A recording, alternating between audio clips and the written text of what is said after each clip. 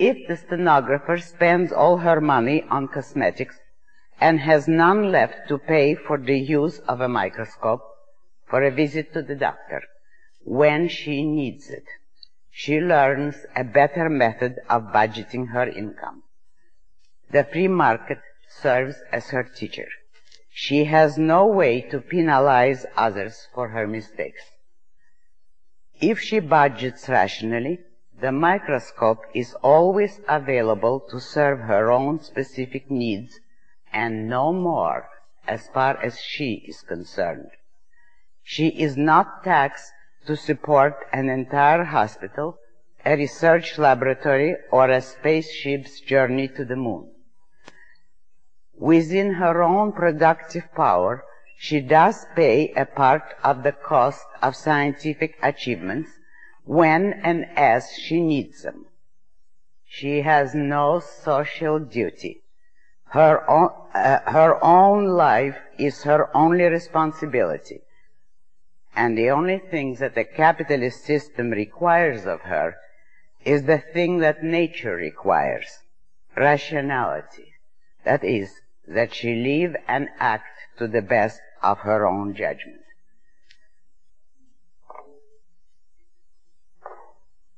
Within every category of goods and services offered on a free market, it is the purveyor of the best product at the cheapest price who wins the greatest financial rewards in that field, not automatically, nor immediately, nor by fiat, but by virtue of the free market, which teaches every participant to look for the objective best within the category of his own competence, and penalizes those who act on irrational considerations.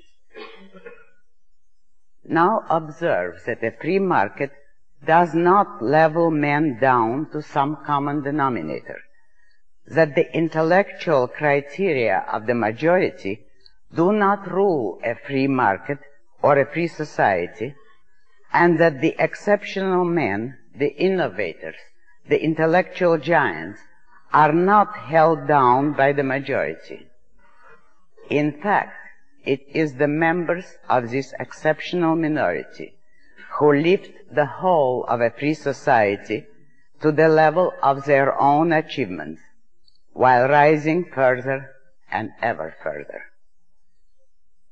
A free market is a continuous process that cannot be held still, an upward process that demands the best, the most rational, of every man and rewards him accordingly.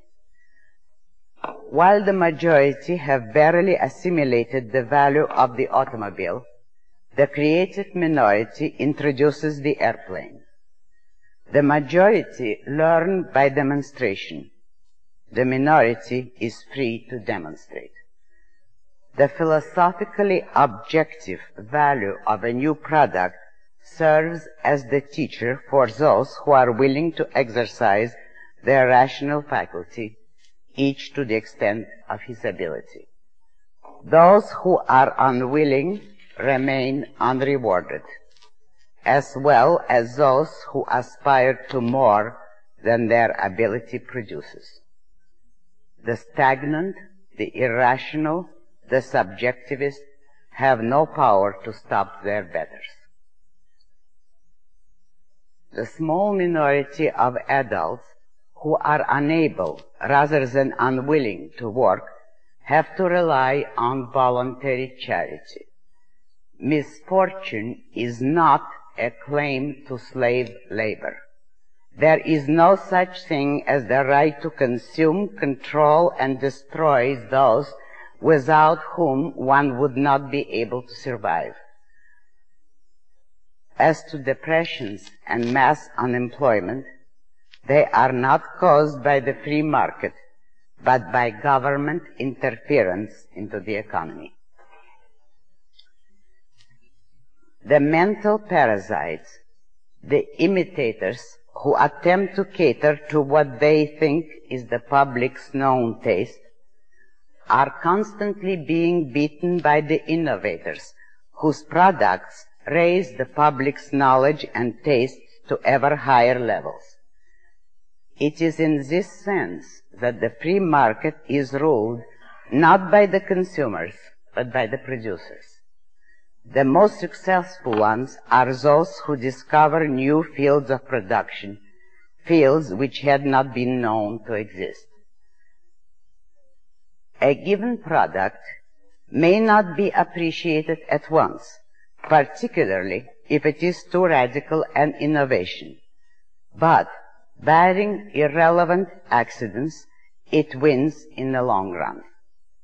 It is in this sense that the free market is not ruled by the intellectual criteria of the majority, which prevail only at and for any given moment. The free market is ruled by those who are able to see and plan long range, and the better the mind, the longer the range.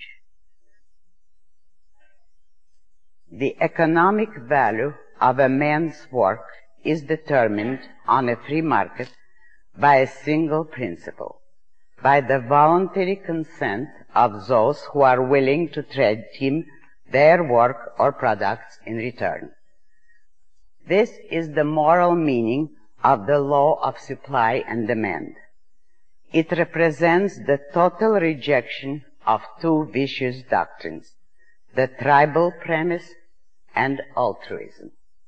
It represents the recognition of the fact that man is not the property nor the servant of the tribe, that a man works in order to support his own life, as by his nature he must, that he has to be guided by his own rational self-interest, and if he wants to trade with others, he cannot expect sacrificial victims.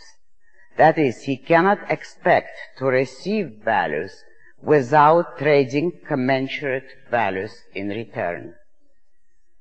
The sole criterion of what is commensurate in this context is the free, voluntary, uncoerced judgment of the traders. The magnificent progress achieved by capitalism in a brief span of time, the spectacular improvement in the conditions of man's existence on earth, is a matter of historical record. It is not to be hidden, evaded, or explained away by all the propaganda of capitalism's enemies. But what needs special emphasis is the fact that this progress was achieved by non-sacrificial means. Progress cannot be achieved by forced privations, by squeezing a so-called social surplus out of starving victims. Progress can come only out of individual surplus, that is, from the work, the energy, the creative overabundance of those men whose ability produces more than their personal consumption requires, those who are intellectually and financially able to seek the new, to improve on the known, to move forward. In a capitalist society where such men are free to function and to take their own risks, progress is not a matter of sacrificing to some distant future.